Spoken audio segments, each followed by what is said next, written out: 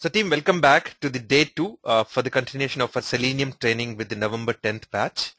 What we're going to do today is we will continue from where we left the day 1, and time permitting, what we will also do is we will get to see a little bit of our Eclipse platform and how we start to work with our Java code in it. All right, so let's take a quick look at what we started to work, and then we will go forward. So here is the website that we took as a very simple example that will help us breeze through these concepts. Okay, now what we have done is we've used IDE to generate the code for us. This same code that you see that IDE is generating, we could generate it at our end as well. To do that, what we will do is let's first open IDE. And then let's open those test cases, as they are called, that we generated. So this is the calculator net 1 and 2. So let's open either of them to begin with and look at how the code looks like. It's a very simple format. It's just got 3 main things in it. One is called command, which tells the Selenium IDE as to what it has to do. Second, it says about target, which identifies where it has to perform that command, and while performing that specific command, if it requires any other additional values like entering a data or a text and so on. All right, so that's what we generated. Now what QTP has done is when we record, what Selenium has done is when we did a record on this application, it has automatically returned this code. It has generated this automatically. Let us try and perform the same steps and put them out here. But before I do that, let me make sure that I have my steps detailed someplace. So I have a plan out here. What I'll do is, let's say we're going to put the automation steps. To do this, the first thing is we will enter the what do I have out here in the application? Let's keep this here. Let's keep this here and write this. So we will enter the current reading. That's the first one. Okay. The second step is we enter the previous reading. Then we enter total gas used. 4 is gas price. 5, click on the calculate button. Okay, to perform these steps, team, instead of doing a record, what do I have to do? I have to give the same commands and the same target or a similar target and the values that I want to do. To perform this, team, let's start with a new test case, a blank one, and we will start to enter these values by our own. All right. The first thing, in fact, even before we enter the current reading and all this, is we have to instruct Selenium to go to a specific URL, and this is the URL. The base URL is the main URL of that website, and after which I have the continuation of that URL. So that's going to be the URL that we will do an open command with. This is a mandatory step that is required.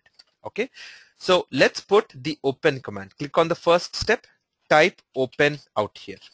As soon as we do that, in the target, we will provide this information. Now it will go to that URL. How do we know that open takes us from this place onto that URL? You have to look at the reference that comes below here. It tells us exactly where what it is going to perform. That's the theory or the concept explained in detail. The next thing, what does the user has to do? The user has to type something out here. So the command for that is type. That's the command which we will perform. But what is the target? How do we identify this target? To identify the target, instead of doing a record that we've done earlier, we will right click on this and say inspect element. Why do I see inspect element in my Firefox, team? The reason is I have already installed a tool called Firebug, as I had shown to you in the earlier day 1 exercise. right? So I'm going to say inspect element. Here it shows me the exact HTML code for that specific element. And this becomes very interesting for us. There are multiple ways to identify these elements.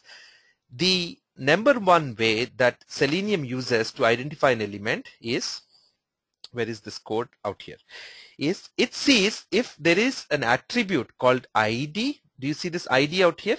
Or a name that is unique to this field. If, for example, ID equals US COD reading is unique to this, then it can easily identify by that. So if I just take that, put it in my target and click on find, if it can blink on that, it means that yes, it has identified it. So this is enough for it to work. The other way I could do is I could do an XPath, and the way XPaths are returned team is very, very critical. This is what will be the core focus for us going forward. XPath is just a description of how we get here. To identify this, there is a format. You start with 2 forward slashes. Then we put what is the HTML tag for that. Then we open a square bracket. I will give at the element attribute or the property name as we call them equals what is the value for that. That's the format team. To put the same element in that format, how do I do it? I use to read from here. What do I see here? Input is the HTML tag. So the first thing I'll do is 2 forward slashes, then input. I'm complete with the HTML tag. Now I start my square brackets. And in here, I can give a combination of information or specific information. If you see, there's an ID and there's a name also called the same thing. So it takes this value and puts it there. So if I write at type equals text, this is not incorrect, but it may not be sufficient because you may find more elements with that, just that value. So if I take this whole thing and put it on my IDE in the target and click on find, I'm finding the first text it got. Okay, so let's keep this as the second way of identifying it. The same HTML in a more precise manner, I will use the XPath called input, and then instead of the type, let's use an ID. I will say at the element name is ID, element attribute name is ID, equals whatever I get here. So I'll click here, Control C on this, paste it, end single quotes, and the square brackets. Another way to identify it. When we migrate from our IDE into our Eclipse, we will work extensively with using this kind of an XPath theme. Okay. Now I'll click on find. See, 3 different ways we have identified the same thing. Now let's try and repeat it on the second element. So right click on this and say inspect element. Here I have different US pod reading. It was US COD reading earlier. Now it is US POD reading and so on, right? So the ID is changing, but the type remains to be text. If I take the one I had here for the first one and try and put it out here and say find, it will still continue to refer to the first one because this is not enough by itself to identify it. Hence, to get to this, either I take the value of the attribute name directly and put it out here and say find, then I go to that, or more precisely use a similar XPath like this. Very simple format, HTML tag at the attribute name and the value. What is the value I see here? Here is the value. So we take this and put it in here. Now copy everything and put that back here and say find. Team, is my audio okay for everyone to hear?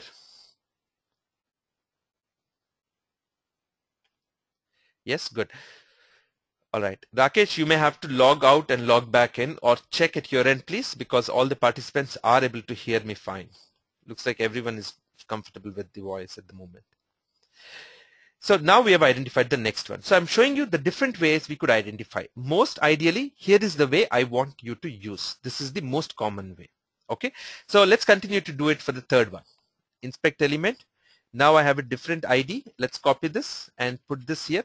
But every time we do such a thing, team, verify using the find button if it is doing exactly what we wanted it to do.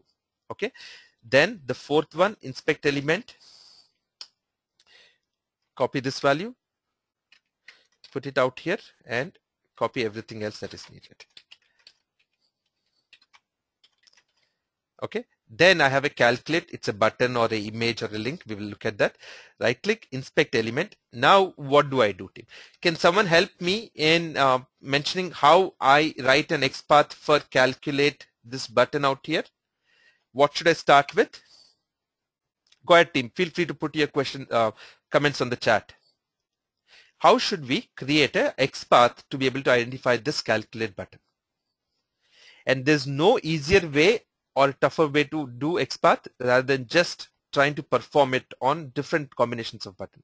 Right click and inspect element. Perfect, Supraja. We've done that and I've got the information out here. Now what do I do next? The first thing is 2 forward slashes. Yes, Shailaja, you're right. Then I have the HTML tag. How do we write the XPath? HTML tag, is it button, team? No. What do you see there? You see an input. So put an input. Now I can use any attribute. I can take the type, I can take the alt or the value and so on. So let's say that we take the type equals image. Will this be sufficient? Not sure. Go back to your IDE, put that information there and see what comes up. Find this. Yes, we got this because this seems to be the first image. But will it be consistent every time? No, not necessarily. What we will do is let's do something more precise, which can be thing like a value is calculate. So let's see which is very unique to that element. And this is all a trial and error. Once you start building this expertise, you would get things done faster as to what could be the better or the correct way. Now let's say find, there you go. So even this is working. But instead of saying type is an image, because I can see various other things out here which could have a type image. Not sure about this, but it's got a different thing altogether out here. If you see any other images, then even those could be have a type image, and that will be a problem for us. So now using this XPath that we have, let's type our commands and everything. So I can delete this part. I can delete this. I've used type ID for the first one. I have to use the command type for the second one. And in fact, out here, it's going to be click. So first let's delete this. Right, type. And take the identification, put it in the target, say find, see if it is finding it. There you go. Next, gas price, put the browser up, click on find. Yes, we got that. So type is the command for this. Finally, what are we going to do? Are we going to type on the button, team? Calculate? No, what we'll have to perform is click. Now, for a click method or a command, the difference is there is a normal click, which will click a link or a button or a checkbox or radio button. Then there is something called as a click and wait. The difference in click and wait is after you click on something, if the page is loading up for a new page to get generated, then we will be able to wait for a certain amount of time for that. And that's your click and wait. In this case, we need to click and wait for the new page to come up. And hence, we will use the click and wait command. So now we're going to copy this and put this here. So what we have done is we have created the command and the target. Now let's enter some arbitrary values for us to test. I don't need any value here, but I need a value in the next one. Let's say that 15,000 is the ending reading. Let's say 12,000 was the beginning one. And let's say we've put about 25 gallons of fuel. And let's say the gas price was 4.19. And finally, for calculate, I don't need to do anything. So the same test case which was generated as a record earlier, we have now created it by writing it on our own. Now let's try and see if it executes, but let's move it to a little slower manner and see if it can execute. So it says, what is the problem here, team? What does it say? How do I solve? Whenever Selenium encounters an issue, it shows us that there is a problem. And the way it does is showing you this red saying that, hey, the run didn't complete because it couldn't type all of these commands. Where did it fail, team? This was the line, because that's the one highlighted in red or pink. Do you see this? It didn't fail to open. It went across to a specific link, whatever we've probably mentioned. But when it tried to type, it didn't find this input. And that's what it mentioned, that it had an issue going there. If you go to the log, it will say element with this description is not found. Why? Do you see that element here? No. Why don't we see that element? Because we are not yet at the page we want to. And we have gone to this complete set of URL. So what should I do? Looks like when I gave the information, I never needed this extra quotes. And also, I may not need the extra /. That is what it shows up. Now, correcting this on the right source, error comes up on the type command, because when it tried to type, that's when it found that it couldn't. When I gave some other information, it went to that URL, whatever you see here. That was not the problem. But the source of the problem was this. That's why it caused the next step to fail. Now, with the corrected thing, let's run this code again. Does it go to the correct website? Yes. Does it start to enter the values? Yes. Will it click and wait? See, it's still yellow. Until the page loads, it continues to be in the yellow status, and then it becomes the green status. Now what we have done, team, we have generated a simple code again back using the IDE. The most interesting part now is, why should I even go and do anything else with our Java code? Why should we go to any programming language apart from this? The reason being, team, is what if I want to capture this? Fair enough, we can capture it out here. What if I want to calculate exactly the way this is performing? Okay, I can write some steps out here to do the same.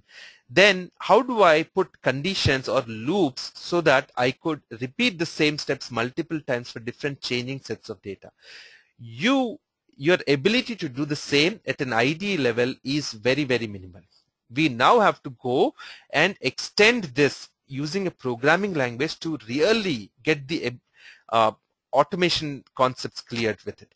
The efficiency, how can we reuse it, and the accuracy, all of this become much stronger when you use a programming language. So how do we do that? To do that, team, it's a very simple process, but it can remain to be complicated till you try it about 2 to 3 times. So give it a shot, keep trying it. The way it works is using something called as a Selenium server. Okay. What it does is I can write my Java code anywhere, and what we will use is a platform called as Eclipse, which I'll show you shortly. Using Eclipse, I will write my code. What you saw in the IDE, we will do the same thing using Java language in Eclipse. Once I have that code, I will use a middleman called my Selenium server to take the information as to what steps to execute and then perform those steps on my application. Okay. To speak with my application on the browser, this Selenium server in between will help us out with it. All right, team. That is what we're going to do with it. Now, to do that, my first step is open up Eclipse. Okay, that's my first step. Then we will create a Java code which is already done through IDE, which I'll show you, and then put it there. Then we will launch our Selenium server with few simple steps. And then we will do a simple run on this same test using our Eclipse platform. So how are we going to do that? The first thing, team, if you go to screencast.com, which all the members have an access to, in here I've already put the Eclipse, how to download the entire Eclipse software, a specific version. I've put it out here. You could download it directly from this place. So if you do a Control F and search for Eclipse, and here is the 172 MB file. The entire Eclipse folder is present. So you can click on this and download it directly from here. Alternate is as part of the welcome pack, I have sent the instructions of how to download and install Eclipse. So you can use that installation document to read and install the same software. All right. Either way, you can perform and get that. Once you have your Eclipse installed, you will see an icon on your desktop. Double click that, or you could go to your programs where you have put unzipped and put the entire folder. For example, I put it in C drive with the name Eclipse. Out here, you will see the exe file or the applications. Double click and it will launch that. It might ask you if you've not unchecked the option, what workspace you want to work with. So you can ignore that and go forward from there. What we will do is I will create a new workspace for our thing, or I will keep as is everything there, and in the same thing we will start a fresh project altogether. Okay, so these are the different code streams that you will encounter either through the recorded sessions or what we have done. It will get very complicated as we go along, so please do practice. Even if not at the pace of the live classes, offline you must. Okay, how do we work with databases, the grid, the Ajax tests, the Ant, TestNG, JUnit, all of them are present in here team. Okay, these codes are also shared with all the members, so this is what you will use. All right, now, okay, let me answer the question as to what Eclipse is. Once we start to work with Eclipse, then I'll show you. So I'll switch workplace. Either I'll switch, or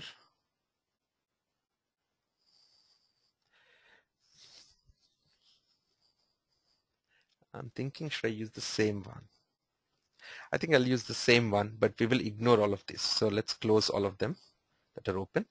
And let me close this JUnit tab also that I don't need. So team, Eclipse is a platform that will help us to write our Java code, to compile and build them, which is basically the process before we do a run, and be able to run the Java code, execute. So it's got a great editor which has lots of features of giving line numbers, highlighting it, letting us execute the code step by step, giving me direct access to the help and other information and so on. Okay, it's got a beautiful editor, and when I run my tests, it gives me good results in a different manner, so I could explore them very easily and view the results. So at a starting level, remember the fact that Eclipse is a great platform for us. It's a free tool. Almost all the things that we use in this training are open source and free tools team, so you could readily install and start to use them. It will help us to write our code. Basically, all the Java code and JUnit or TestNG, whatever we want to do, we will start to write them. And once we start to execute it, it will become very clear what it does, how it works. But most importantly, Eclipse is a Java IDE. It is a platform where I can go and do my entire writing of the code to the running or executing the code. Okay. Now, the first step that we will do is I'll go to File, and under New, we will do something called as a new Java project. Okay. I will create a new Java project, and I'll call this as N10 for our batch name underscore. This was calc, right? So I'll say calcnet, calculator net. This is the name of a new project. That's a starting point team. Once I create a new project, then I can start to put information. Okay. Anyone who's looking at this for the first time, there's a lot into it. Just do not worry or get confused. Just take the steps, try and perform it on your own a few times. It'll become very, very clear to you. Okay. Any questions while you're practicing, feel free to put them in the Google group or write or call me about it. Okay. Now, this is the project name. Whatever name we wish, we could give it. Just do this. Forget about the other information that is shown here. Okay. Then let's click on the finish. Once we finish it, you will see our folder getting created out here. If you click on this icon out here, it will expand the different things in here. Okay. When you go to this package called a source, here is where we will write our Java code. Okay. But I don't see anything in here. So next step is right click, go to new, and say we will create a new class, which is a Java class. Click on the class icon. That's your step 2. Here I'm going to say this is CL1. That is the name of the Java class that we create. And team, most of you are absolutely beginning into Java. So I assume that before I'm doing this, I'm giving you the first snippets. Once you practice, it will become very clear for you. What I've done is created a new project, and in the source, I've created a new class called cl1.java. Okay. In here is where we will now do our Java coding. Okay, but how do I do the Java coding? Let's assume you and I are absolutely beginners. How do I start to write? The easiest place for us to start is go to our IDE and look at our code.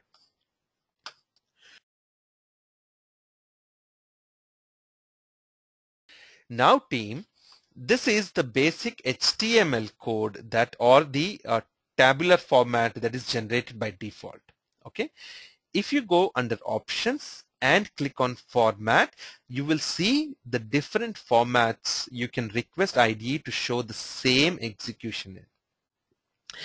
And out here you have JUnit for WebDriver, you have JUnit for remote control, you have TestNG remote control. We will start with the remote controls, then we will go into the WebDriver. Okay, at that time the differences will also become very clear for you.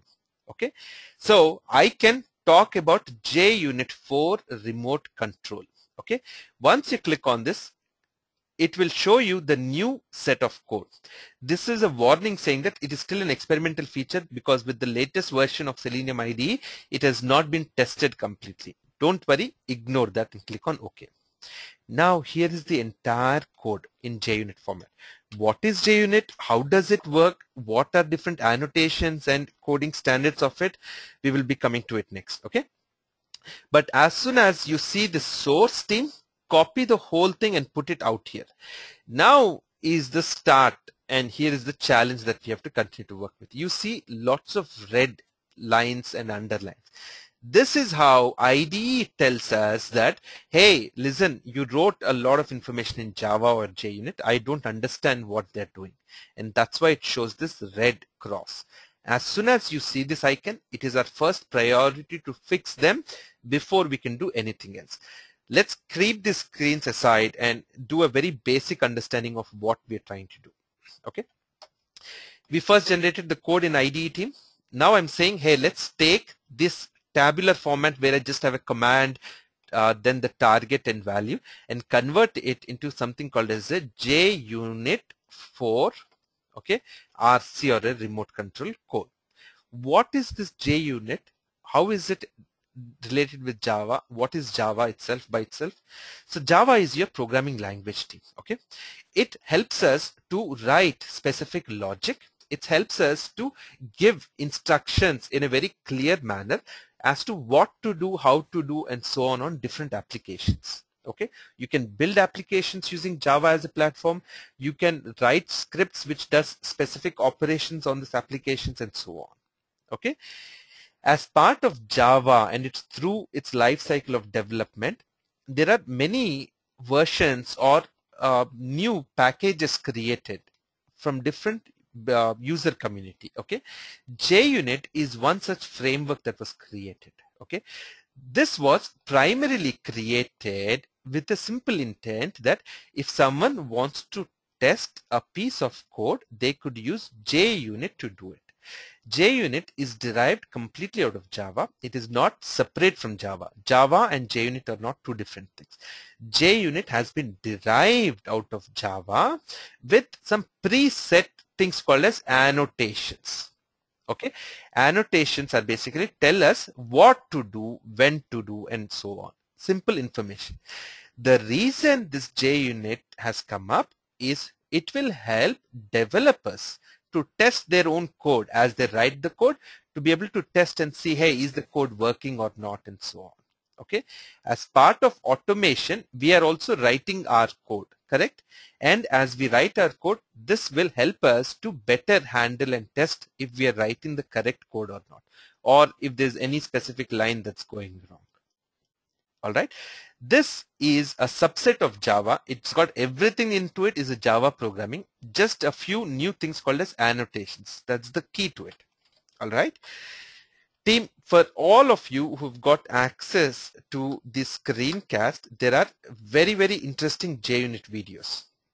here I have 21 minutes quick JUnit basics overview.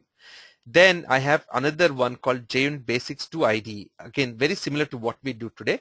How do we move our code from IDE onto RC? Then we will get into the other things of and how do we run with JUnit and so on. I would recommend team watch this JUnit Basics video. This video will give you a very strong clarity about these annotations. Okay.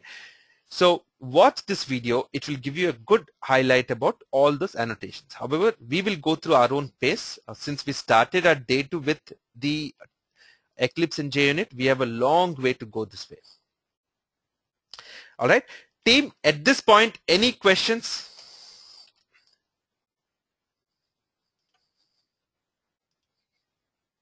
I'm sure, team, for anyone who's looking at it the first time, it's a nightmare. When I looked at this code for the first time, just because I knew Java way back, it was a little easy for me to orient myself with it, but it was still an issue.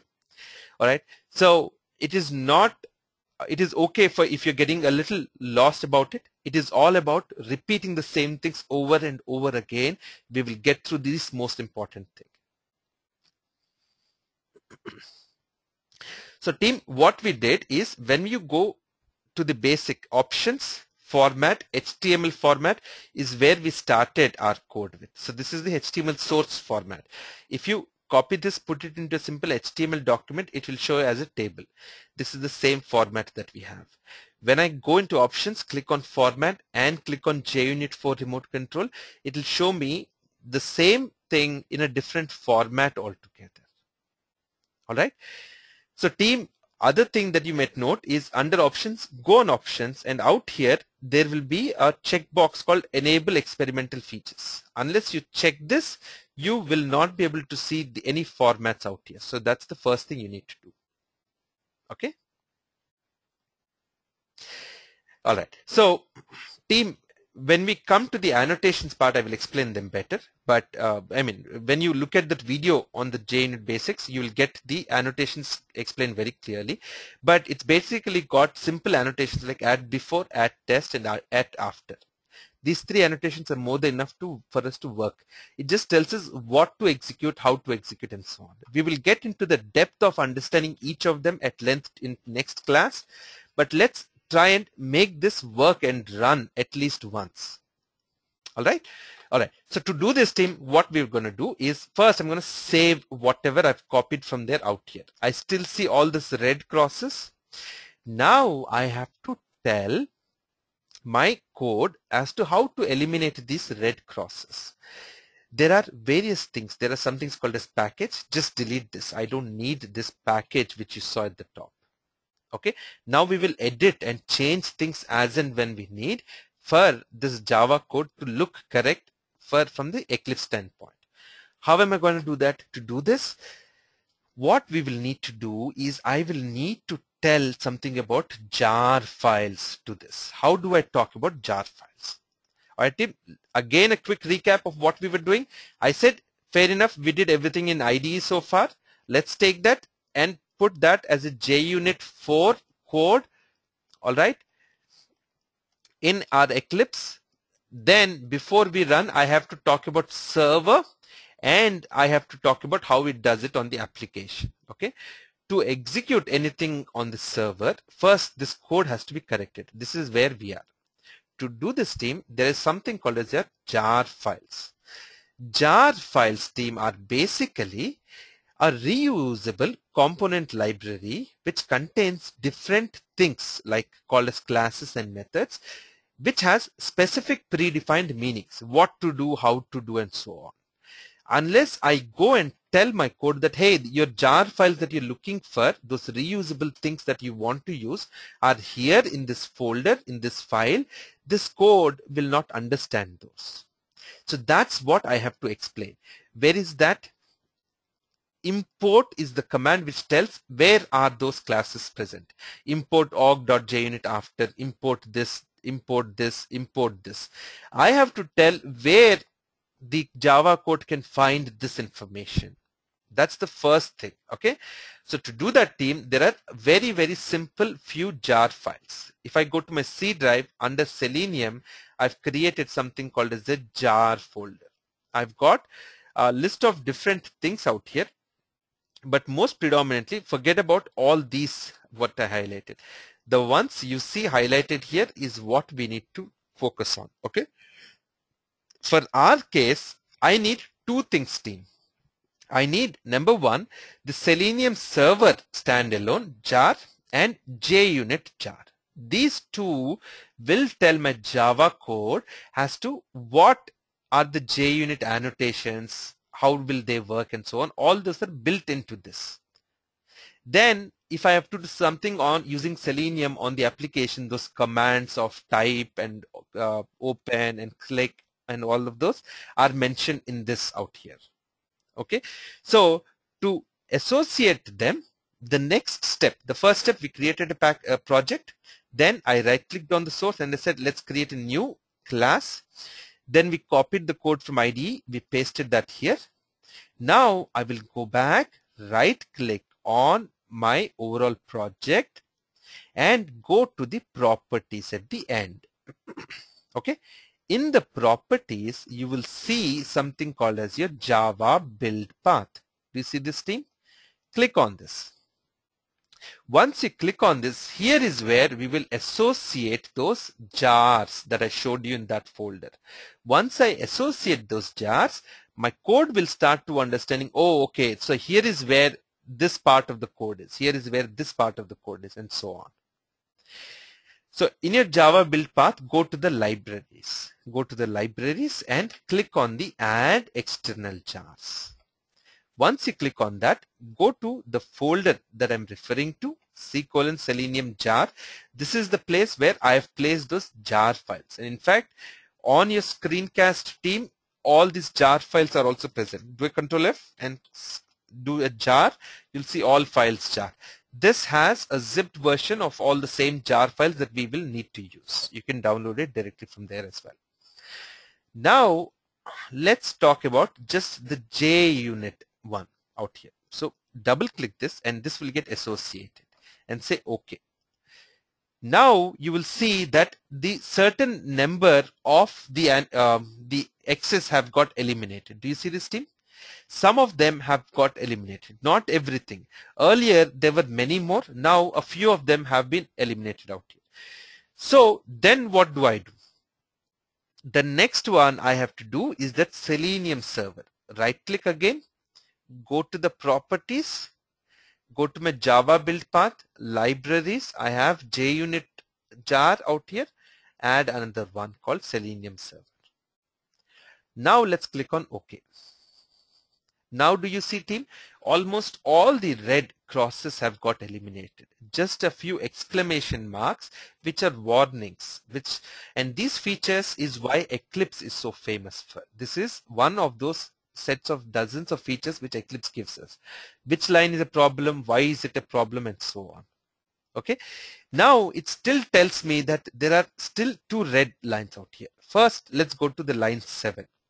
Out here, team, do you see public class CNET3 out here? This is underlined as with a red underline, right? So if you look at this, the problem is that the name of this class must be the same name as this class that we created. So if I said cl1.java, this has to be cl1. Okay, so if you just do mouse over, it will say rename type to cl1. Let's write cl1 out here instead of what was there. It is CL1, right? Oh, okay. What did I do? What was this? CL1. Okay, let's do an F2 on this to rename it. And let's say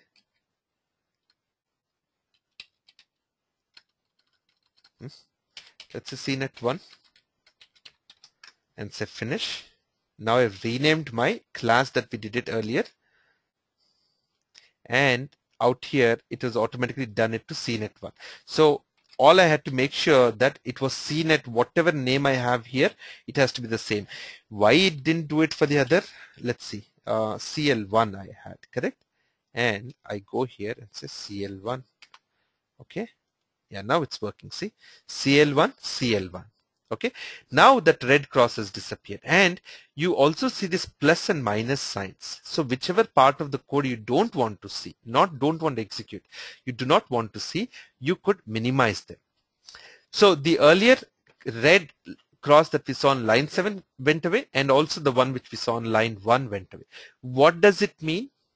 It means that my code is now readily understandable by my Eclipse platform to execute it. Eclipse can now understand what we wrote here. Do we actually know what this lines means? What these lines mean? What this is doing and so on? Not yet. But as we go along, team, we will master this part of how we can write our own Java or JUnit or TestNG code, where to use what, how to debug, find problems, solutions to different challenges that we will face. Okay. So keeping this as is, what we're going to do is now I will tell, okay, looks like my code is correct. Let's give it a run. Do you see this icon here? It will tell me that I can run this. So if you do a drop down, you can say run as and select this to be a JUnit test, because we took a JUnit format. Okay. There is a similar thing like JUnit, which is also derived out of Java with inbuilt what to do, how to do things, but a little more detailed around the testing reports called as TestNG. In this course, we will look at both of them at length. So let's look at JUnit test. Once I say JUnit test, what it does is it will try and execute this code. When it is executing, you had your package explorer. Now you get a new tab here called JUnit. Here is where the results of the run will be shown. And here it tells me that there is a problem. When you're trying to run, it's a complete red line. It tells me there's a problem. Where is the problem? It will point to me out here in the failure trace. The first line tells me what the issue is. It says java.lang.whatever runtime exception. So it's a failure when it's trying to run. But most importantly, what is there after the colon? Could not contact Selenium server. Have you started it on localhost 4444? What does that mean? The concept of running this test team very predominantly is based on these ports and servers. Okay, you have your Java and Eclipse in Eclipse, your JUnit or Java code. To run this on your application, before you do that, oops, what did I do? Java on Eclipse. To run this on your application, before you run it, you need a mediator in between called Selenium server. To let the Selenium server know that, hey, I will be sending a set of information from my Java code, listen to those informations and perform those on the application, I need to tell server, listen to my instructions on a specific port number. That's your communication port. Okay, team, what I'm teaching you is not complicated if you take everything as is at the face value. Okay. We will keep things simple, but these are the main things which are important. We will use the same things over and over in every class. They will stick very strongly with you. Okay, but these are the most important concepts, team. I have to tell my Selenium server through my Java code that, hey, I will send you instructions, but hey, there are lots of other codes that might send me instructions. What channel or which port number do you want to send it so that I can receive that information? And we are saying in our code that I will send the instructions on port 4444. That's a number that we have given to that port. You could change this number, but you have to change it at my Eclipse Java code and also for my Selenium server. Now I can tell my server that, hey, I'm sending this on 4444. Please start to listen on that port if I'm sending you any instructions. So before I run this, I have to do something called as a launch my Selenium server. To do that, there is very simple things, team. Go back to my Selenium jar folder. In here, you see the Selenium server standalone. Yes. To launch this at a specific port, all I have to do is type a few commands out here, right? Click and where's open with? Okay, edit. I have to go to my command prompt. Go to your run, team. Use Windows R shortcut on your keyboard and come to that run, you will come to something called as this run program. Any program you want, you could run from here. So type CMD, that is opening your command prompt. Okay, out here I can give instructions. The instruction that I want to give is, first let's go to this folder where my Selenium server is present, and then I can say let's launch that server. So to do that, the command I have to give is, let's go to the base directory, cd dot dot will take me one directory back. So I was in C:\users Karthik. So when I did cd dot dot, I came to C:\users. Another time I came to the C drive. This is a different representation of the same structure that you see here. Now once I'm here, let's navigate to this folder. To do that, I have to do change the directory. CD is change directory to C:/Selenium/jar. Okay, now if I do something called as a dir, it will show me all the files in that directory called C:/Selenium jar. All these are present in this. So the same thing that you see in your Windows Explorer, you're seeing this on your command prompt now. Now what I have to do is type this command. The command is very simple. It says java space -jar, then the entire name of the jar file that you see here, team, space, then port number on which you want it to listen. So to do that, type this java -jar. Java space -jar is basically saying, now let's execute this jar file. Where on this port, what is the number of the port out here? That's the only information that we're passing here. Okay. So for example, I copy this and I rename this to, let's say, SS. Just a simple one. All I have to do is type the similar command out here. Now I'll say java -jar space ss.jar space -port, and let's say 4444. Alright team, only two commands. Go to this directory and then run the java jar file from there. Now what will happen is it will start to launch the Selenium server on that specific port number. Now it says that, okay, I'm listening on this port. The earlier issue that we got when we did is it could not contact or could not communicate with the Selenium server on that port number. Where am I giving localhost 4444 in this code? Do you see this number here? That's the number of the port. This was the base URL, team, that we were looking at.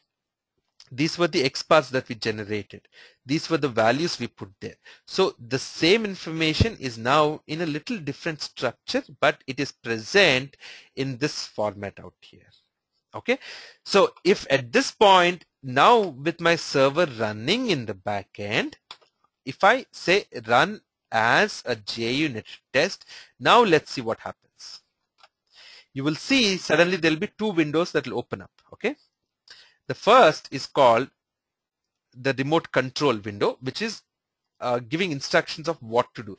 The second is the application itself, where it's performing those and the results are getting captured.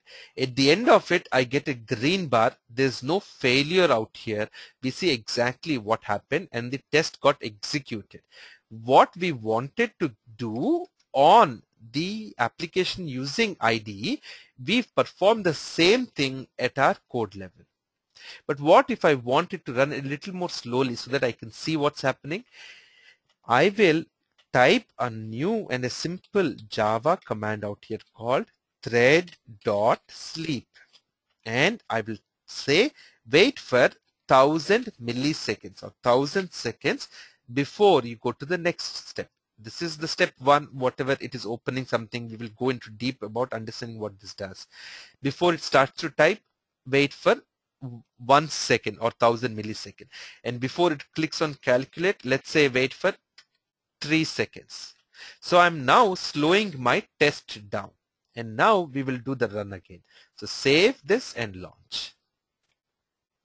When I did run as, it has recognized that we are already doing JUnit. So when I clicked on run, it is automatically doing it in that fashion.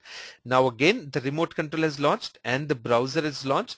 Now it should be performing them. Once it's performed, then it goes in.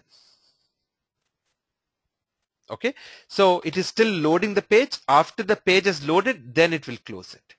This is a small simple instruction for us to get started with. We will go very deep into this coding team, but eventually the whole focus is how do we customize, learn Java as part of this process and so on. Okay, you can, this wait for page to load is a different command team. Supraja, it's when it says 30,000 milliseconds, it's saying wait till a maximum of 30 seconds before you do the next command. That's what it says.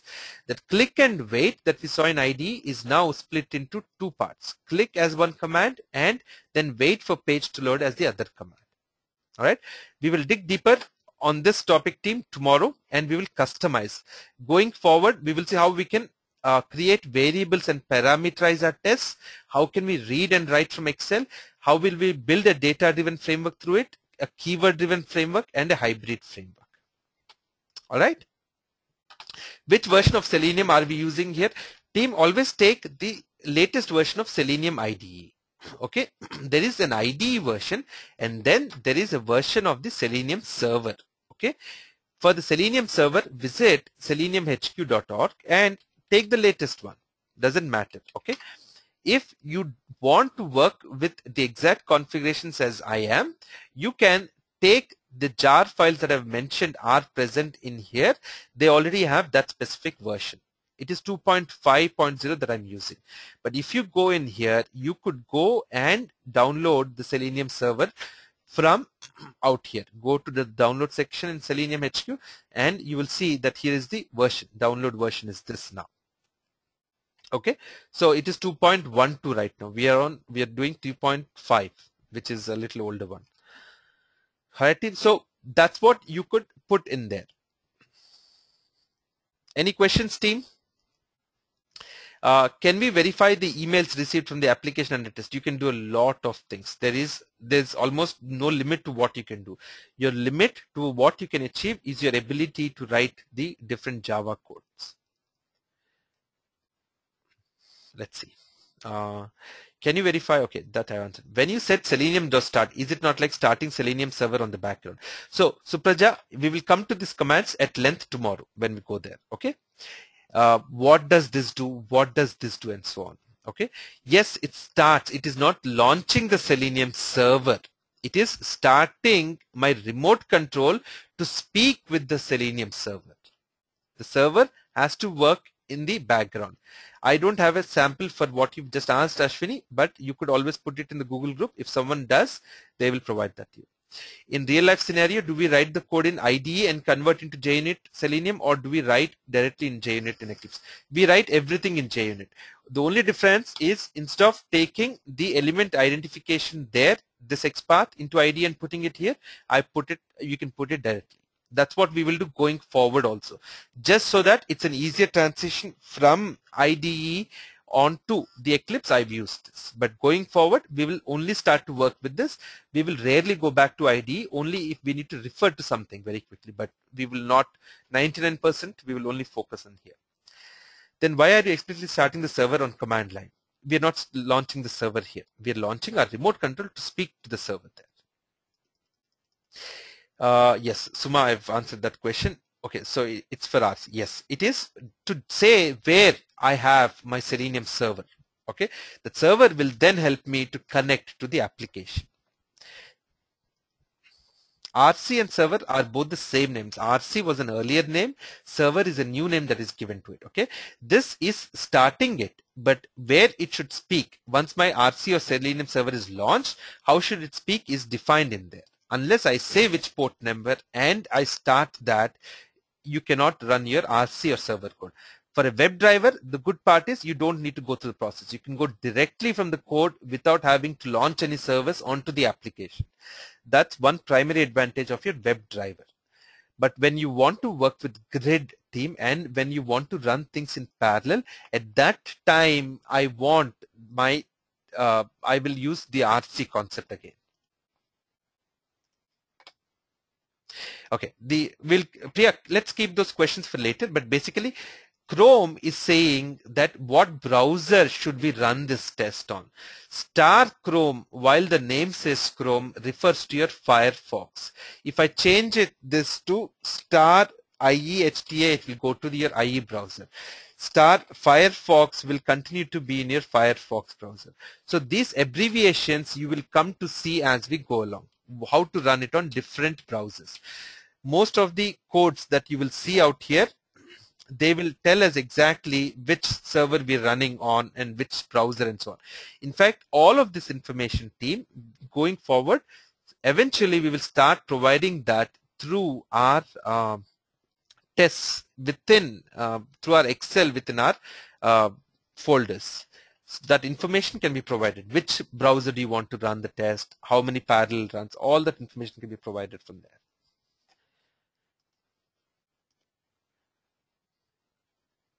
Any other questions, team?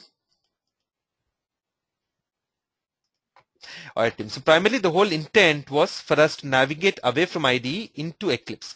Now our days will begin here and end here. So we will focus a lot on what each of them does and how do we understand and master it. Team, you're not here to learn Selenium. You're there to master it.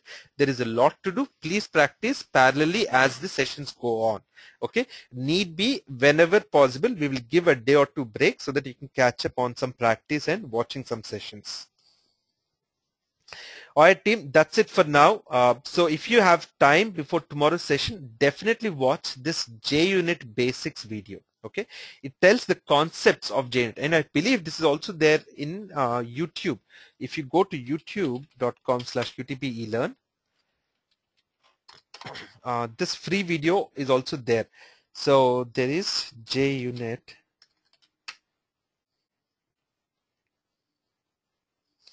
JUnit tutorial for beginner. There you go. There's a Selenium JUnit tutorial for beginner. So the same thing, I've explained it in here. So even if you don't have access to the screencast folder, you could go directly and look at. So how we write different annotations, what we do at that coding and so on, all of that information is present in here, team. All right. So you could go in and watch that video here.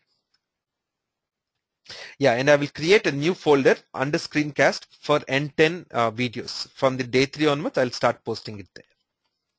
So team, do watch this video before, possibly before day 3 or day 4. It'll become clear to you. All right, everyone, that's it for now. Sorry, extended the class by a few minutes, but we'll see you tomorrow and continue from there. Thank you, everyone. Take care and bye for now. Thank you, team.